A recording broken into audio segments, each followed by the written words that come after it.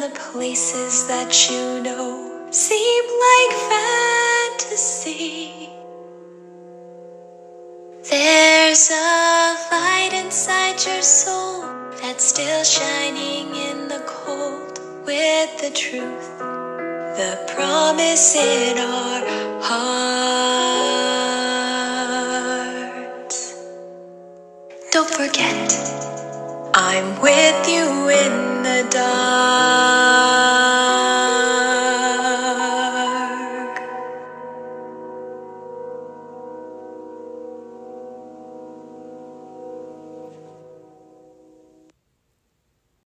The fishermen who used the port near the big station were bringing in more fish than ever before. Each day, the sheds on the quayside were piled high with boxes. Much of this extra fish had to travel by rail, so the trains which Henry and the other engines had to pull became heavier. One night, a special load of fish was ordered, and the Fat Controller decided that extra vans must be added to the train that the men called the Flying Kipper. The only spare vans that they could find were old ones that had been standing unused on a siding for some time. Workmen cleaned them quickly, and they were added to the tail of the train. Henry grunted dreadfully. "You'll just have to put up with it, Henry," said his driver. "At least the extra load will mean you can have another engine help us up Gordon's Hill."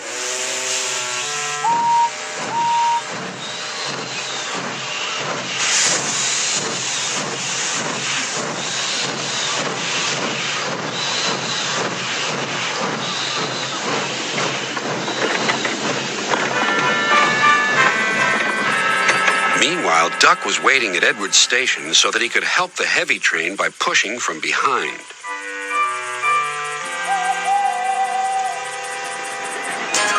Henry made good progress.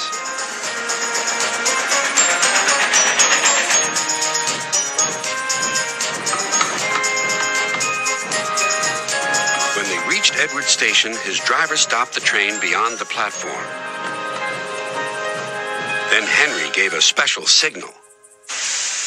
"Beep, beep, beep, beep. I need help, please." "Beep, beep," replied Duck. "I won't be long." Duck buffered gently up to Henry's train.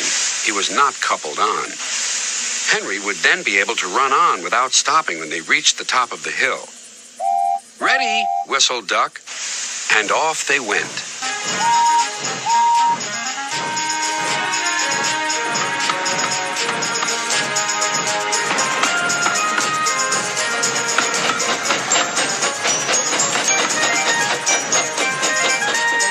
Soon they reached Gordon's Hill. Push hard, puffed Henry. We're doing it, replied Duck. Henry was pulling his train harder than he realized.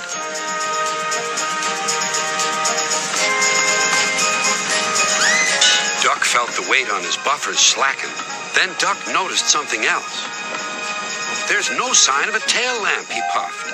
He whistled, but there was no reply. Meanwhile, Henry had noticed something too.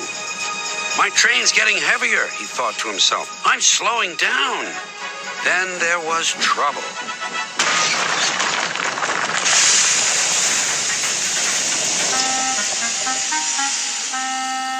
No one was hurt, but a strong smell of fish hung in the air.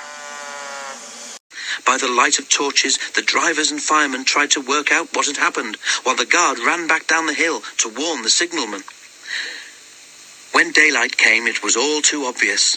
The lamp iron on the old van, which should have held the tail lamp, had broken, and the lamp had fallen off at the bottom of the hill. "Not your fault, Duck," said the Fat Controller. "That lamp iron should have been checked. Don't worry, we'll soon have your funnel and front straightened out." "Thank you, sir," said Duck sadly. "Thomas told me once to be careful about fish. He was right, sir, wasn't he?"